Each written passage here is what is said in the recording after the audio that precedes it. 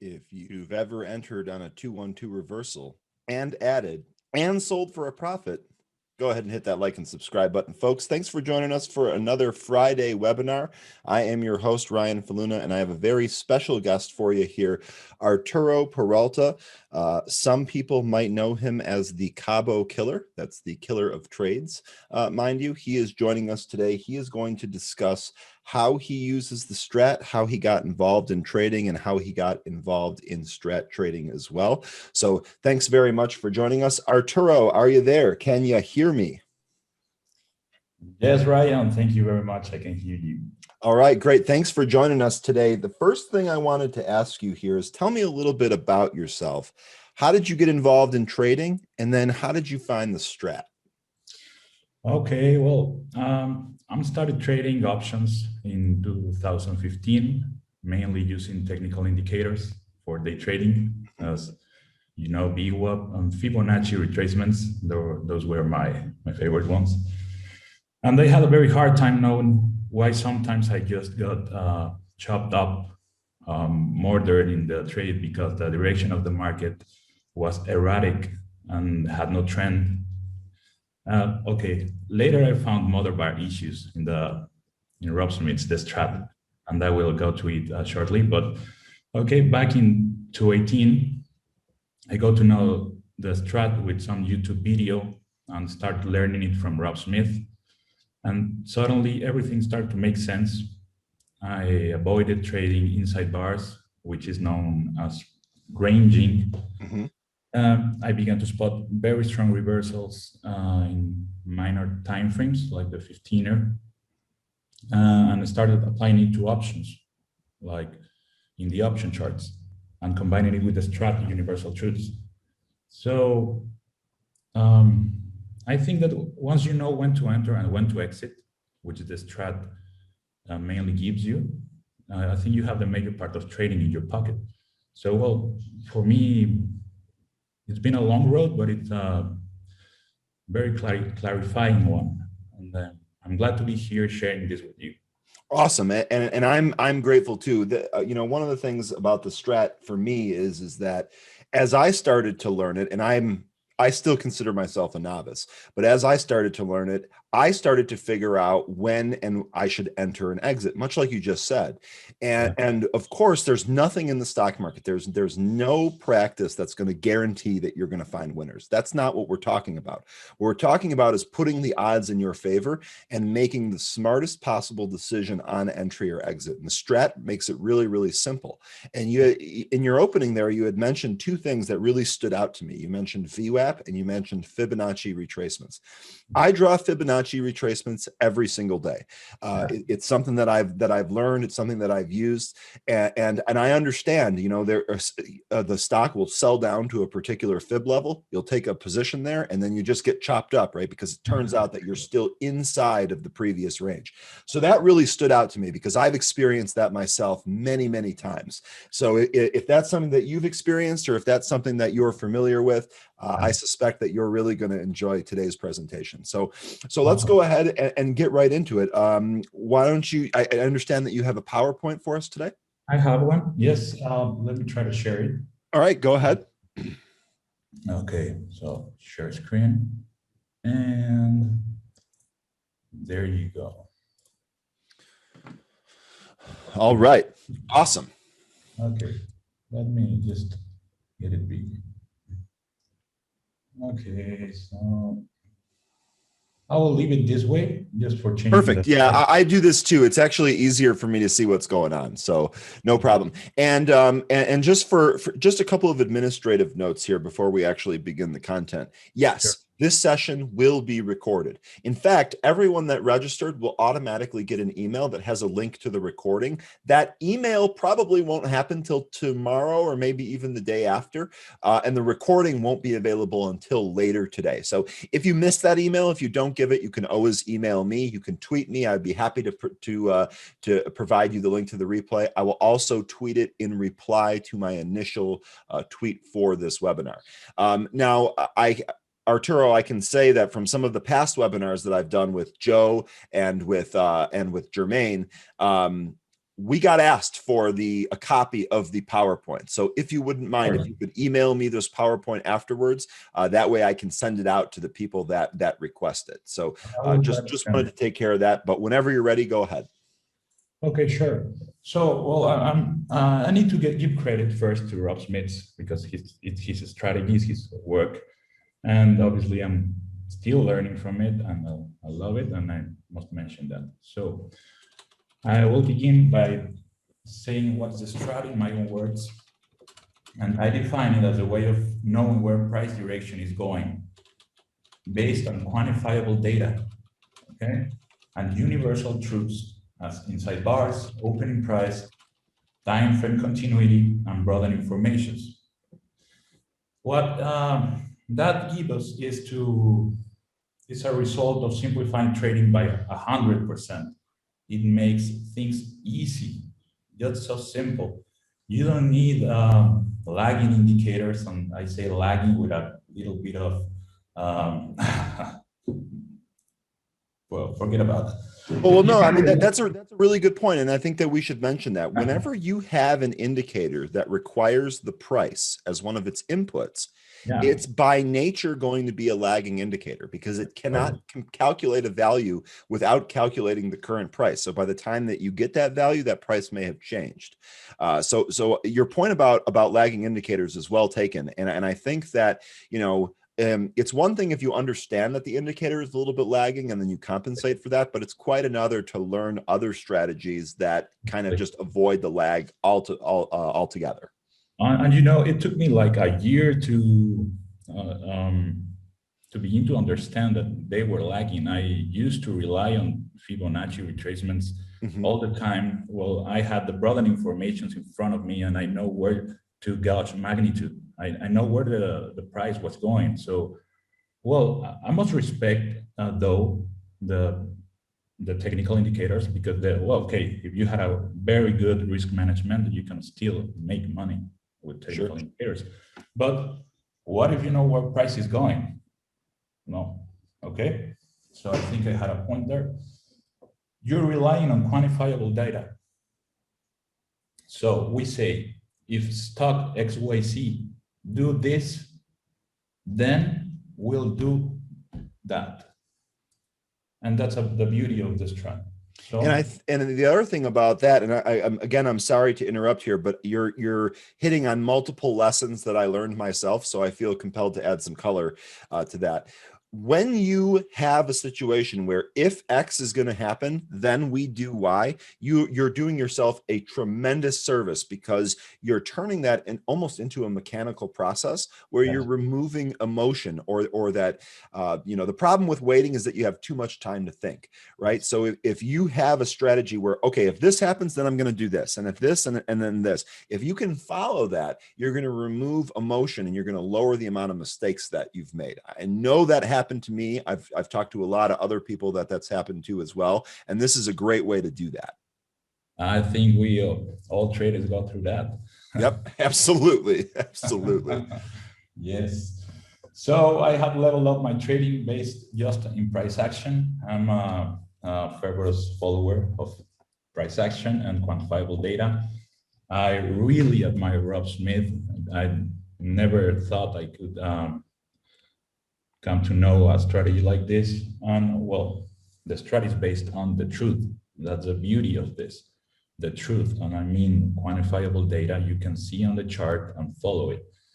So, okay, well, let's begin with the scenarios. I know perhaps the STRAT holder and Joe has already gone through this, but I'll make it very briefly for people that maybe hasn't attended those webinars. So just quickly, the STRAT scenarios are 3.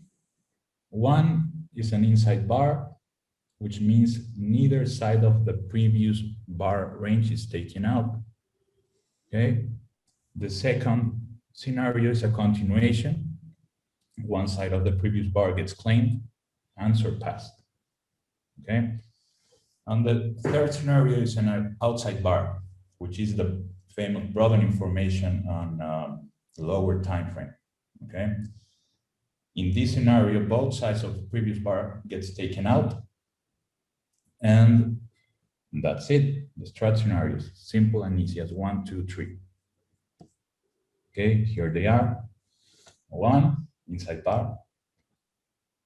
This inside the previous bar range.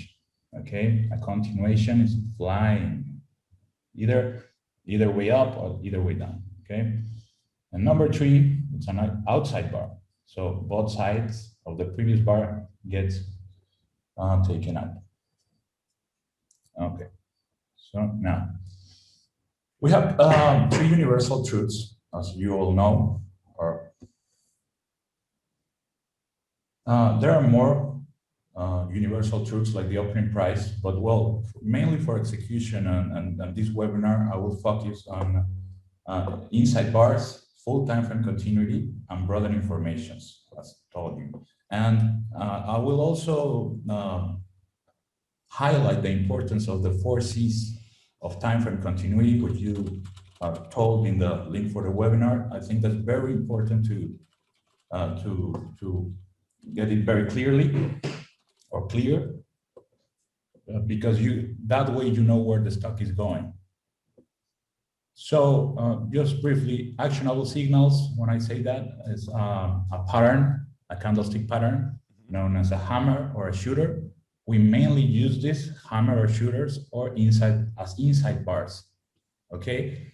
Because just the hammer and the shooter alone is not considered a universal truth, because we can't know why it formed.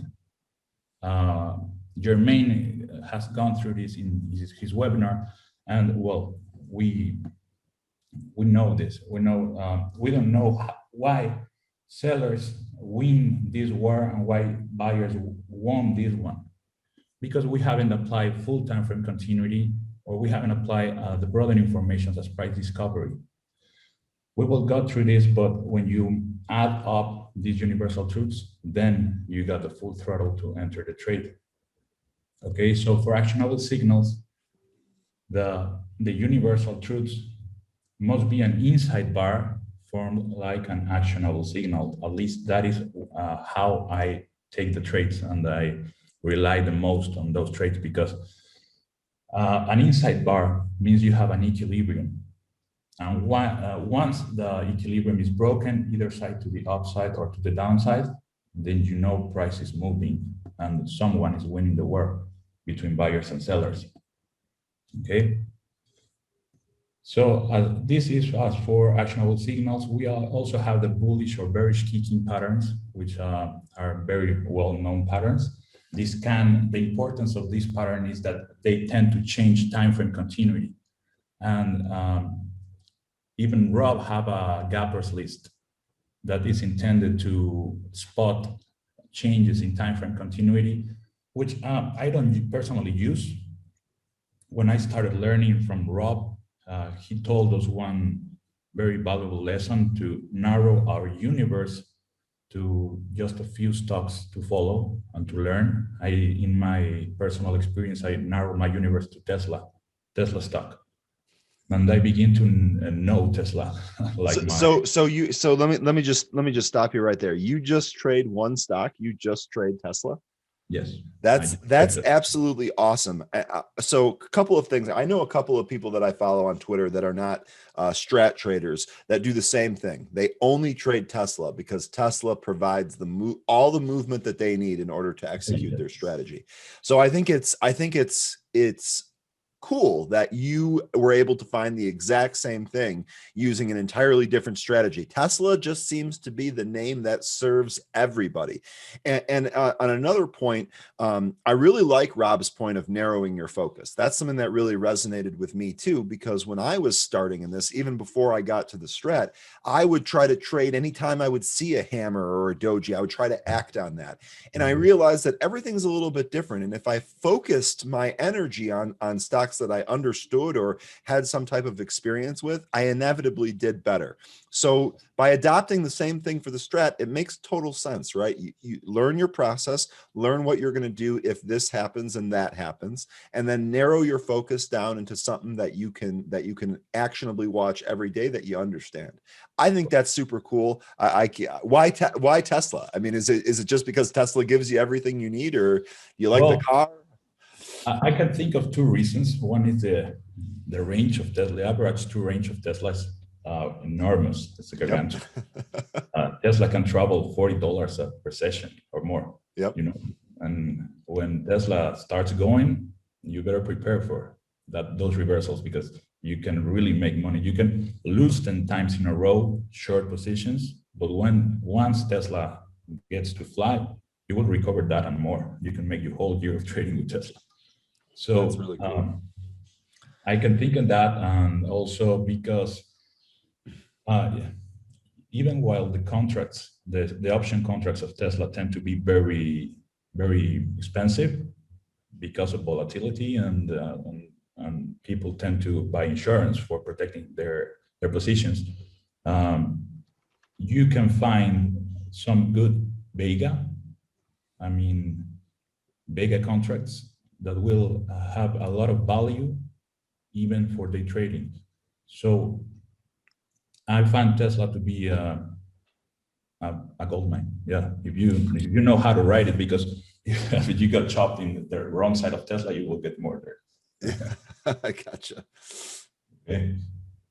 So what's next? I'll get to enter for full time frame continuity. And I will take a little time, around 10 minutes, explaining this, because this is the most important to me is full time frame continuity. You can rely on this. I have taken so many trades based on full time frame continuity, even trades that I missed the entry point at the highest part of the actionable signal, and I got to enter on a retracement, and just relying on the full time frame continuity of the stock, you can expect it to keep going. Well, I have taken several trades like that, and were very, very gratifying. So full time frame continuity, we will discuss here the time frame participation groups, like the monthly participation groups, the weekly ones, the daily, and the 60. Rob says to focus mainly, or at least, on 4 participation groups: the month, the week, the day, and the 60. If you can do more, that's way better. For example, the yearly and the quarterly, which I have them in my screens. I only look for Tesla, so I have everything, every time frame opened up, even the 3-minute bars. So at the universal truth opening price, confirm, control, change, and conflict, the 4 C's that I told you. The importance of uncoupling. Event continuity, I just will mention it because it's when news comes up, and those news affect the direction of the stock. It's very simple as that. And then combining the actionable signals with full time frame continuity and broadening formations, and spotting natural buyers and sellers with this. Okay, so the first thing that I want to ask you about this slide is, let's really quickly cover those 4 C's and just kind of define them. Confirm, is this something like when a 2 or a bar becomes a 2, right? When an inside bar becomes a 2, does that confirm your trade? Oh, I see. You have a slide for it. I was jumping ahead. Yes, but we can go through that if you want. Yeah, let's do it. Okay, so the 4 C's of time frame continuity. Yeah. You gotta make yourself some questions when you enter a trade. You gotta ask yourself first, is my trade, or is this exact point where I'm entering the trade is confirming another participation group? That being said, okay, you enter your trade on the 15er, and you start seeing that it keeps going, and that affected the 30 time frame, and then the 60. And it is confirming the previous trend. So that's what I mean by confirm. Gotcha. One of the the four C's of time frame continuity. It's a little bit simple, but you must always have it present while you're trading. I think I used to forget it when I was starting, and once I learned it the hard way, I begin to have very good returns. So, do you want me to go through the four C's, or should I? Yeah, I just wanted to kind of define them. I see that you were going to do that here, but I think maybe we should just kind of define them real quick and then go back to the full time frame continuity. Sure. Okay. Well, like for full time frame continuity, the importance of this is because we need to know the level of aggression of buyers and sellers. We need to gauge the potential of the movement of the move. So, like, if you have full bullish full time frame continuity, you must at least focus on the 60, the daily, the weekly, and the monthly, and the last sale must be higher than the opening of monthly, weekly, daily, and 60 in order to consider bullish time frame continuity. And is the opposite for bearish time frame continuity, okay? The last sale being lower than the opening of the monthly, weekly, daily, and 60. Why is this a universal truth, though? Why is this a quantifiable data? Because no one can dispute that all participants are in one side of the trade, buying or selling, period. This is the truth. It represents when all participation groups are confirming each other and are in control. You know, the 60 bar is a way to know who's in control right now. So I think, for example, Todd Ostendorf, a stratter, in his trading, he always is monitoring the 60 for various sectors. And I think that's very good because you know where the market is heading at that exact moment. Okay. So one of the C's is conflict. And I need to go through this before we enter fully to the the four C's. Okay. Because anytime that one or two candles are different color, like in the description, the price is considered to be in conflict. And this was the main reason why I got chopped up a lot using technical indicators. I never checked the highest time frames. And so when I got a mother bar, which we'll mention briefly, the price does not have a very clear direction. We don't have a strong trend, and it's making ranges. So you enter the position, and there you can have your actionable signal there and enter at the top of the hammer, for example. But since you have not time frame continuity either to the upside or downside, you will get murdered there. There's no direction, and this is very important. At least for me, it was a very super important part of trading. So we should avoid conflicting stocks when trading. Okay. Intraday time frame continuity is very important, and it gets importanter when we have periods of high volatility, like extreme volatility. When we got extreme volatility, we can look for the fiber, and even the 1 minute candlestick charts to look for potential reversals. When we got a very quiet market, for example, it is enough to look at the 60 and the daily, and you can rely on that data to open trades. That being said, now I will enter fully to the four C's of continuity, which I have mentioned some. Control. You gotta ask yourself which participation groups are in control of the direction of the price. Well, that's one of the C's and the main C. Okay, sorry. So confirm. Are all participation groups confirming each other? Are they going in the same direction? You gotta answer that. Then if you have conflict, do you have it? And then you should avoid it and change. That conflict will end up in a change of a trend. Are the participation groups changing the continuity of the other participation groups? okay? So applying the 4 C's, we always need to establish which participation groups are in control and for how long. And here the importance of uncoupling, I don't know if you already heard that term for like the STRAT. I think it's very, very important. Like when Rob reads the triangle for Harambe or something like that. He's had me do that now. Yes. So in this case, the monthly represents the institutional group, the largest groups which are buying or selling through periods of 1 month. Okay. The daily, who is in control in the date of today, and the 60, who is in control right now. The 60 is happening intraday. So right now, who's taking control or who's having the most of it while the session of trading. Okay, so when the 60 and the daily are confirming, they override the week and month for control. Does that make sense? Yep. Okay, so this is the importance of the flip, as it will either continue to confirm the daily for control or change control back to the 60-minute.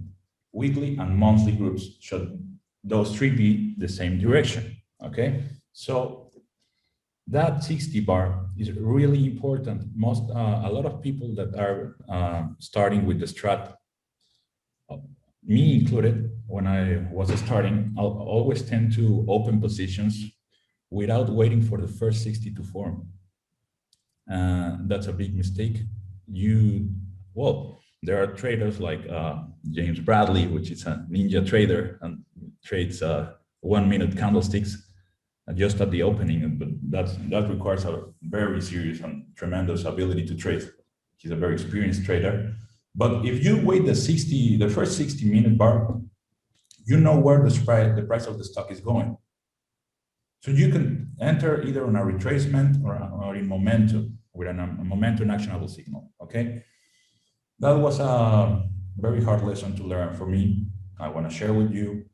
Always try to wait for the first 60 to form before entering a trade. And I could repeat it twice just to get it very hard to your mind. Any other combination will leave only the 60-minute in control, as the others are too conflicted.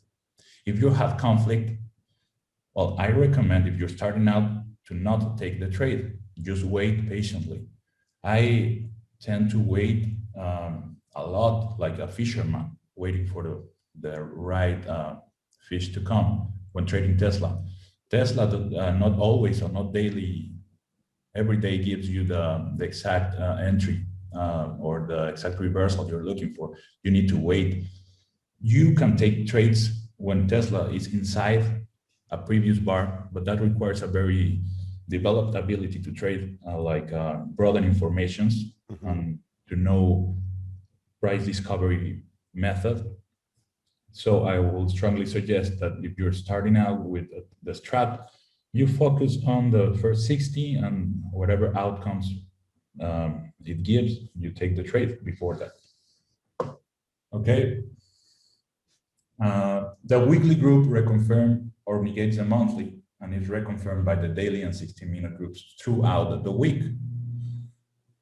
There's the importance of the uncoupling that comes because you need to look at every Monday, which a week starts, or depending on the ending of the week. The uncoupling is the first time during any month where the opening prices of the 4 major timeframes occur at different times. All right. On any Monday, the daily and weekly opening prices are the same. That makes sense, right? New bars are starting out after the weekend. And during the first hour on Tuesday, the opening prices of the 60 group and daily group are the same. Thus, the earliest an uncoupling can occur in the second hour of trading on Tuesday. Okay, that's clear? Yep. Sure. This means that we gain more quantitative evidence in which to gauge the probability of our trades based on the separation of the participation groups. Okay, So we get to know the level of aggression of buyers and sellers by the uncoupling, okay? And that's the importance of the, I think, when Rob's rings a bell for Harambe. That's amazing. You know, it's funny because Rob has told me essentially the same thing. And actually a couple of others have said the same thing, but they've never really said it just like that. And it's almost as if a light bulb just went off in my head for me. The earliest that an uncoupling can occur is the second hour of trading on Tuesday, because the daily and the weekly are going to be the same on Monday. Right. And same with the hourly. And then after that first hour, I mean, that's a really good way of saying it. I have not heard it that clear, but that's like a light bulb moment right there for me. So I appreciate that. I can appreciate that quite a bit. And I'll be honest, trading on Monday, as far back as I can remember in my career, trading on Monday has been a crapshoot, for lack of a better word. Some days I'm able to do it okay. Other days I'm just like, man, this week is rough. And then hopefully it clears up throughout the course of the week. This might be one of the reasons for that. It's pretty straightforward here. This is awesome. Okay, thank you. That doesn't mean you can't trade until Tuesday, you know, but until Tuesday, you get to know the level of aggression of institutional buyers and sellers and other participation groups. You can take trades, obviously, but well, the uncoupling happens. For example, if the last day of the month is between Friday and Sunday, uncoupling doesn't occur until the second hour of trading on the following Tuesday. And if the month ends any other day, okay, the uncoupling occurs the second hour of the following day. Not always, okay, just to make sure. So here are some examples of full time frame continuity down. This is Tesla trading as of today. Just forget about the trend lines. We got here on this is the quarter, he's going down. The month is going down, the week is going down, also the daily. And the first hour of today, it was scenario 3 going down also. So we have full time frame continuity to the downside. There's no reason to believe this is going up right now. But well, it's Tesla. It's very erratic. So you have to be very, very quick. As I mentioned earlier, you got to spot the reversals on the lower time frames just to confirm or to get out of that trade. You must be very quickly and very careful. Just for Tesla talking. For the upside, I got Expedia. This is a very clear example. Everything is going up. You got full time to the upside, quarter, the monthly, the weekly, the daily, and the 60. Everything is going up. So you can have this quantifiable data as a hint of why you should enter this trade. Okay, we know this is going up. Okay, and since this is going up, I can enter just based on an actionable signal. And if I get a broadening formation, well, then I know where this is heading and where I should exit. So the reason why I left Fibonacci's is because once you had your triangle, for example, I'm going to try to draw here. Let me see, form. For example, you can draw it here. Any series of higher highs and lower lows, make the triangle work. Okay, this is just for educational purposes. Let's see another one.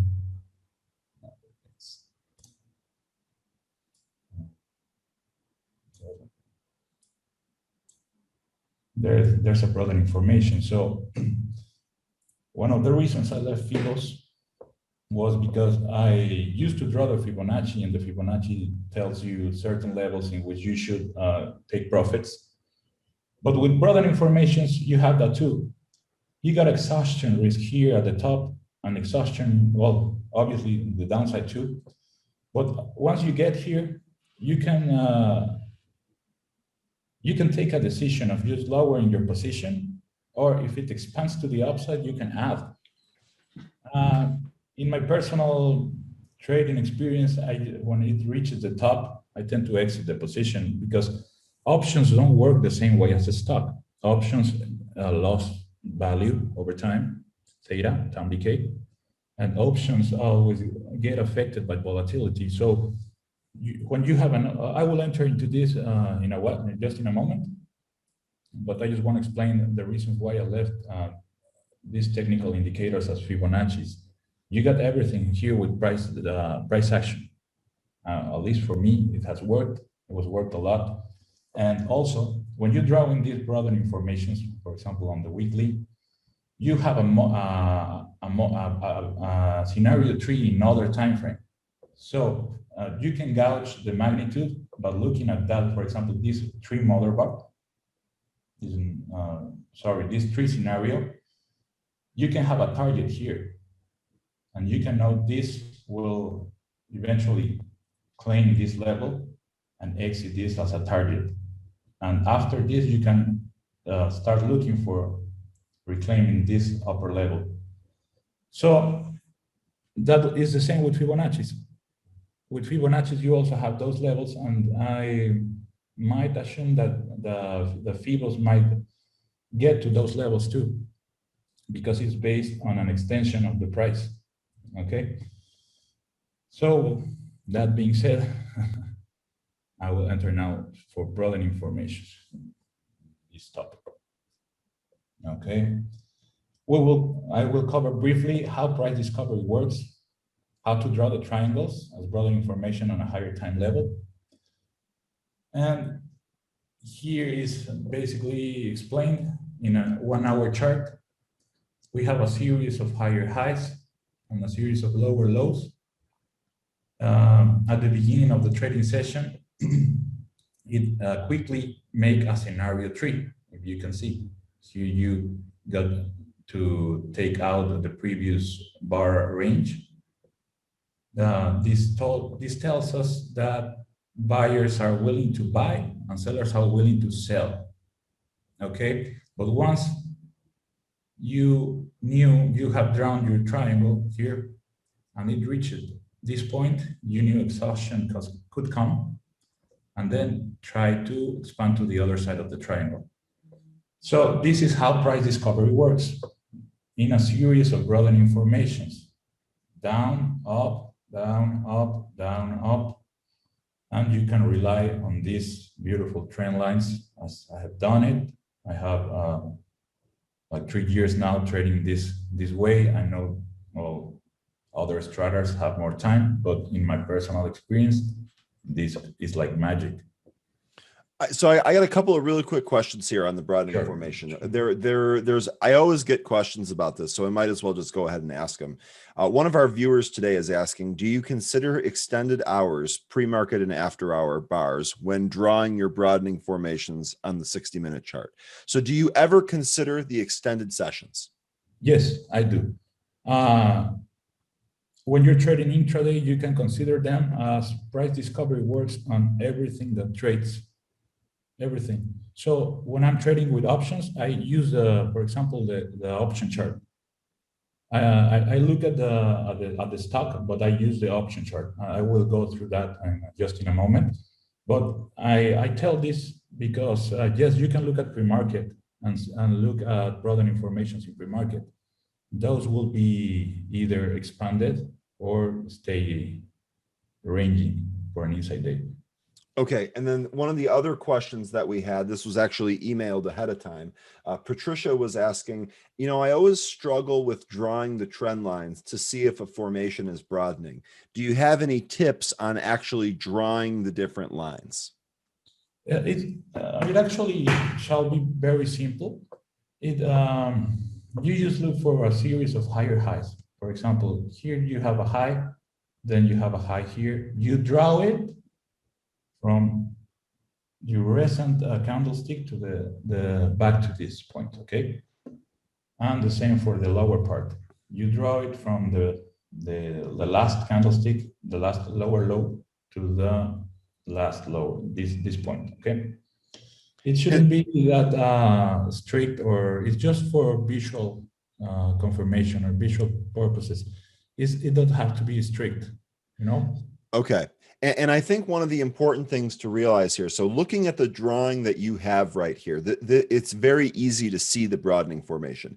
It Okay. seems to me that what's important to take away from this drawing is that the broadening formation happens after this bar, right? So here is when your broadening formation is actually starting. So the fact that these lines intersect back here, that doesn't mean anything, right? You're just drawing from this point right here to this point right here, and then you're doing the same thing at these points down here, and that formation that ends up being formed, this is your broadening formation. So the stuff that's behind this bar right here doesn't really matter much. Is that fair to say?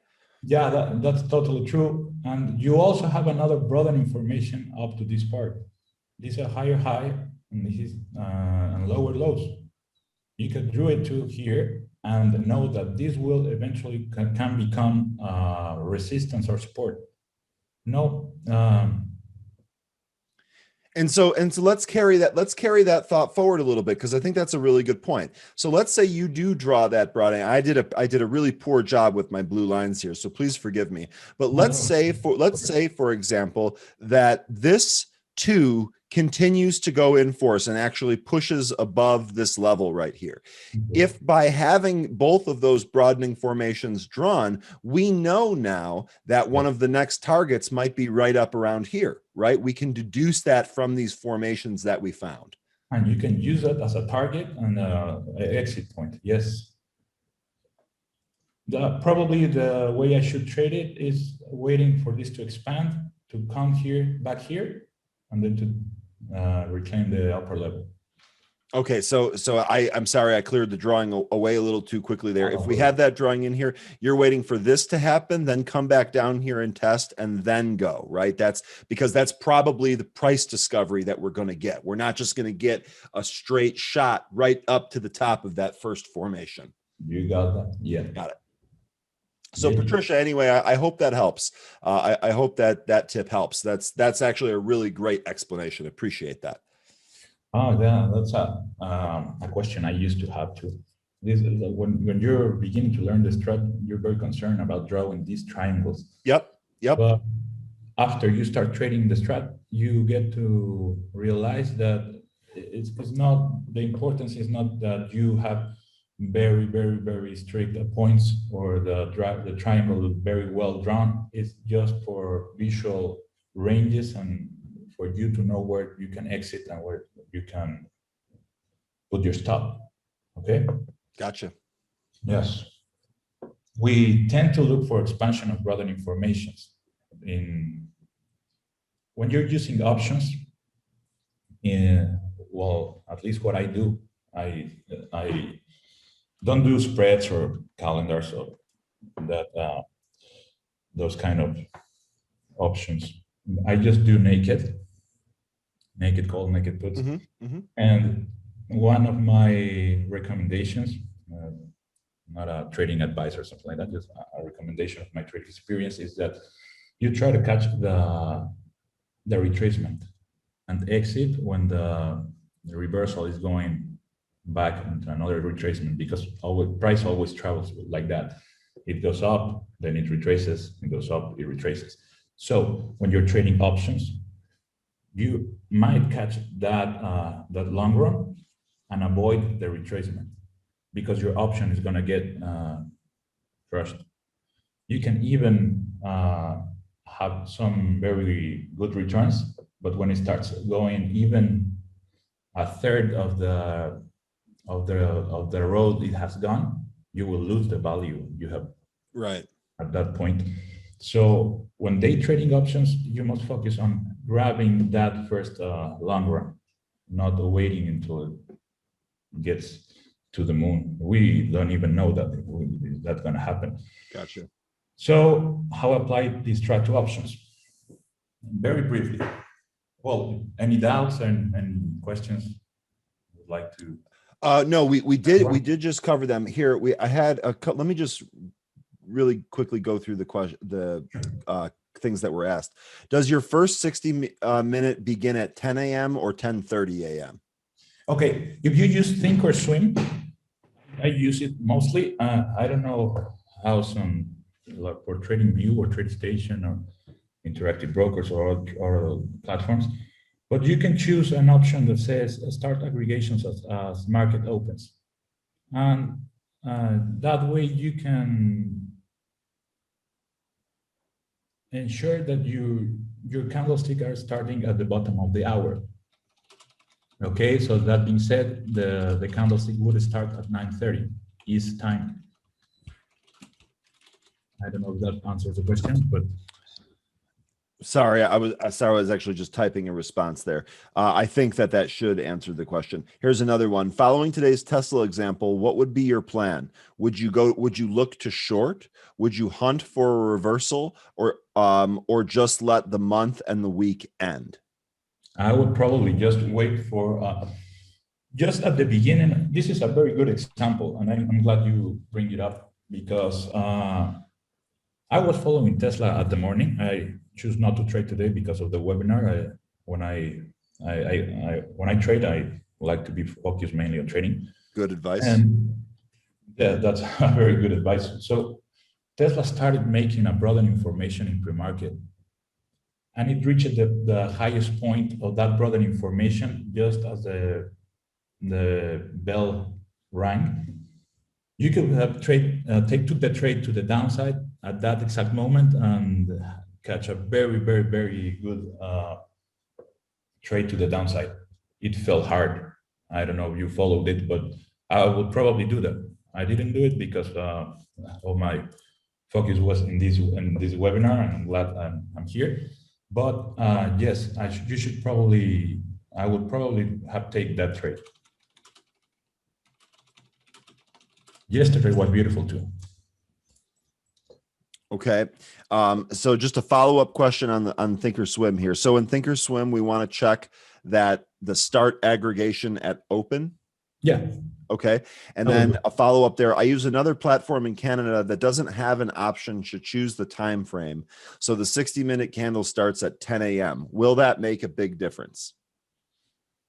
Well, no, I don't think so. You can also apply the tree universal to that kind of candlesticks, but in order to be like aligned with all the channels that we are on, like for Rob's and every other groups, then they all tend to start trading at the bottom of the hour. But I would say that that will work too. Okay. Okay, excellent. And then one final question here before we move on. Do you still draw and use trend lines when trading the strat? So aside from the broadening formation, back from your technical days, do you still ever use any of those trend lines or drawings at all? I got rid of all technical indicators. Sometimes I use the parabolic stop and reverse on the daily. That was taught to us by Rob Smith too. And it's a way of knowing when the momentum of a determined stock is going to reverse. That's it. But I don't use it though a lot. I just look at broadening formations, full time frame continuity, and actionable signals. The actionable signals that are inside are the most powerful for me. Also, they are universal. Okay. All right. Awesome. Now we do only have 11 minutes left here. So let's go ahead and continue. Any questions that you guys have, I will try to fit as many in at the end, but I want to give Arturo a chance to finish off the presentation here. So okay, I will go briefly. So to answer more questions, but this part of applying the strat to options is very interesting. It's not like trading stocks. You always have to focus on the Greeks. The Greeks will mess with your trading a lot. You need to get to know them very well. Theta and Vega in particular. Vega, when you're trading options, always make sure you choose at the money. That is at the current price of the stock, you choose that strike. Okay, so I don't know if Expedia is trading at 160, you choose a 160 strike. That should do the best, the highest Vega for you. For example, here's Expedia option chain. we got at the money here, around here, 160, 162.5. We can see that Vega is higher here at the money. Even when it's a low Vega for me. For example, if you go way in the money, it starts to lower. And when you go deep out of the money, it starts to lower. So if you choose a high Vega, the less likely you will get crushed by violent moves on the stock. Okay, that's a very good recommendation. Okay. For me.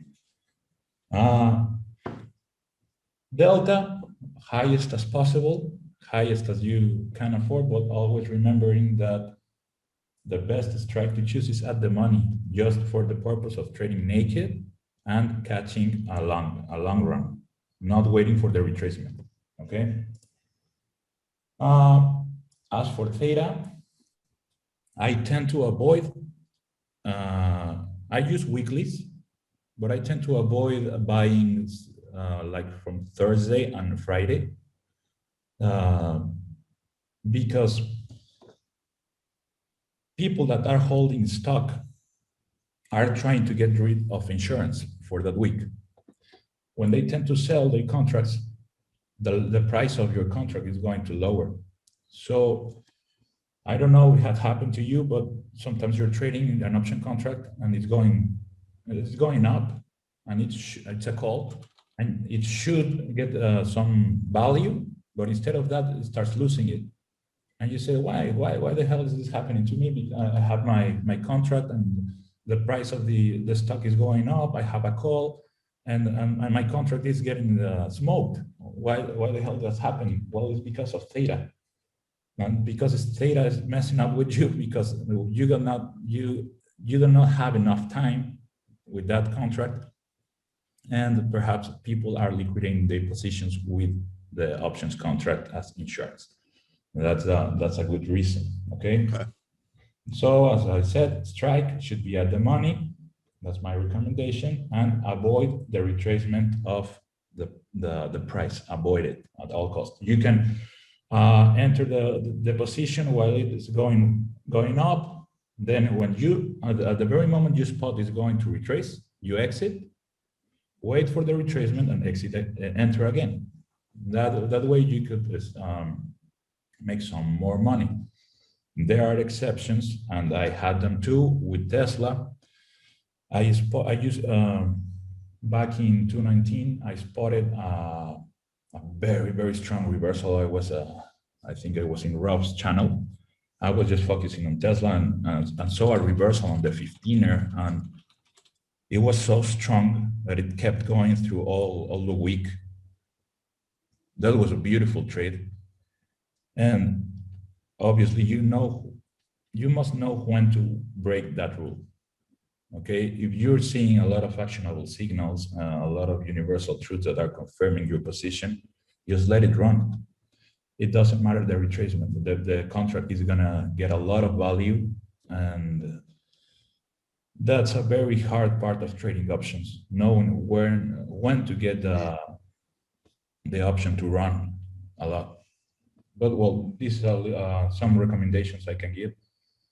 And how I take the trade, the same as the strats holder told in the webinar. You have an actionable signal here, enter at the high point of the hammer. This can also be considered as a momentum hammer.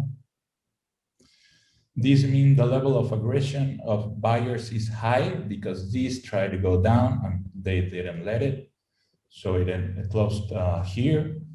The moment this second candlestick surpasses the highest point, you entry and you set your stop at the opening.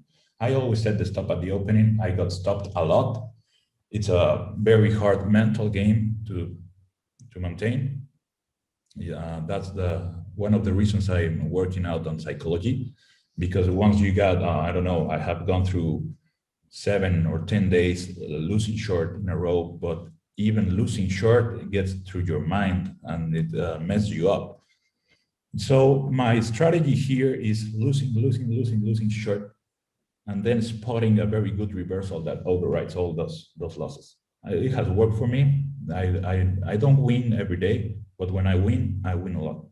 Well, that's exactly why we talk about all the time, whether it's strat or otherwise, we talk about keeping your losses small and letting your winners run. That's over time, that's how you're going to stay in the black. That's how you're going to remain profitable.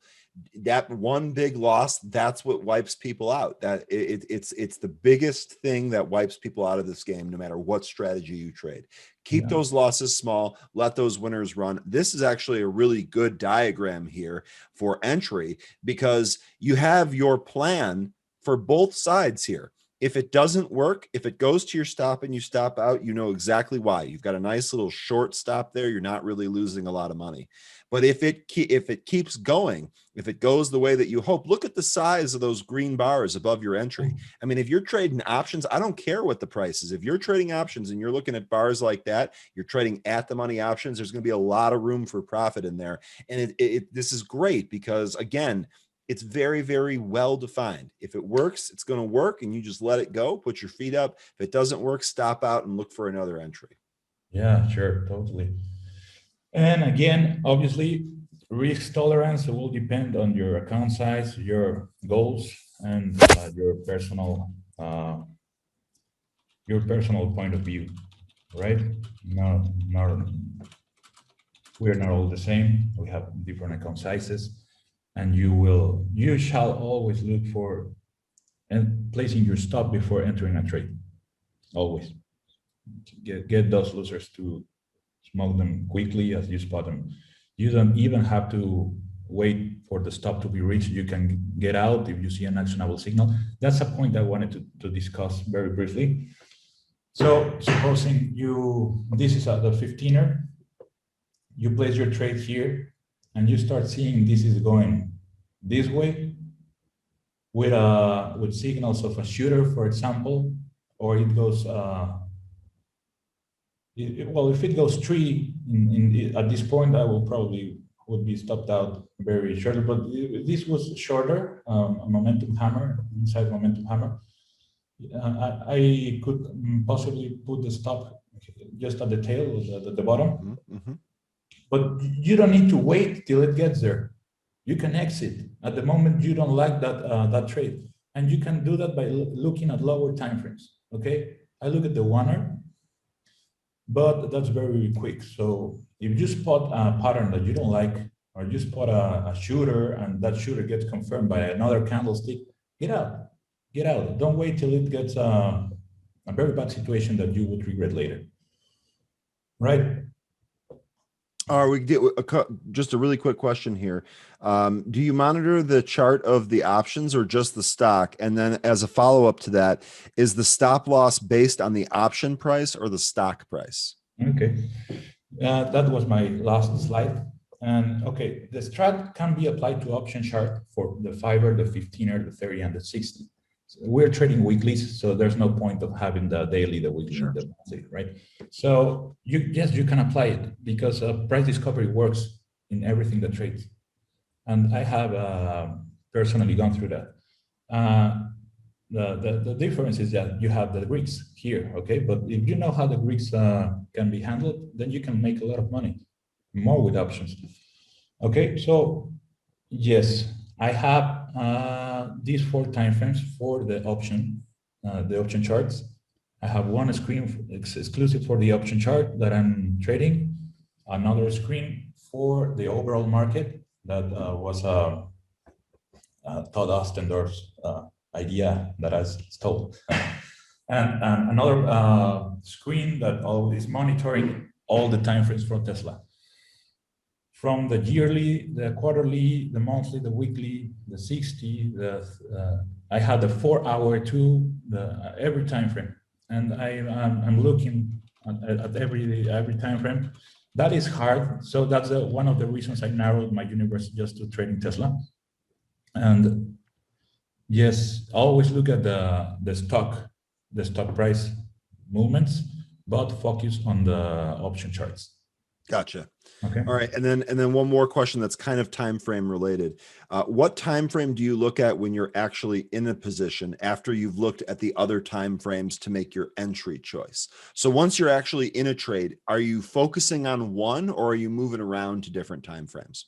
I'm just focusing on the 15er. Gotcha. But once the 60 has already closed. Okay, awesome. And with options, what is your stop loss percent? 2% is too tight since options are more volatile than stocks. Is it 10%? So in other words, what is your stop in terms of the contract price? If you buy a contract for $1, what is your stop price on that? The stop price. Well, okay. Again, or do you base your stop off the underlying asset instead of the actual contract itself? You can do that too, but it can get very expensive. Yeah, as they already told you. So my stop is set at the opening price of the previous candlestick, and I'm not waiting for it to get to the stop. I have another mental stop, just waiting to see if I don't like something. I get out. I get out immediately, and I lose a lot. Sure, obviously. I also have a contingency plan in the scenario that I don't know, my computer gets powered off, or the lights go away, or something like that. I get a contingency plan. So I have my telephone here, just prepared to call the broker and say, close the position immediately. Those kind of mistakes can cost a lot and should be included in your trading plan. It has worked for me. So, well, back into your question, a 2% stop, yeah, it's very expensive. It's just an example. I use them, but I cut them earlier. I tried not to reach the 2%. Okay. All right. Awesome. Did you have another slide there? It looks like that last slide just has a thank you on it. This was the last one. Well, just to finish my slides, there's no reason to believe something can go wrong when quantifiable data is in your favor.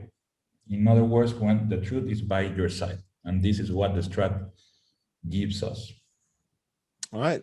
Awesome. I gotta say, Arturo, thank you very much. This slide sums it up for me. Thank you very much. One of the comments here that we got, this webinar has been extremely helpful and very informative. So thank you very much for joining us. I really appreciate it. I love these slides. Please email me the slide deck. There were several requests in this presentation already for copies of this. I think that you did an absolutely great job. Tons of, yes, Carlos, the webinar will be available later for rewatching. And another congratulations to you, Arturo. Thank you very much.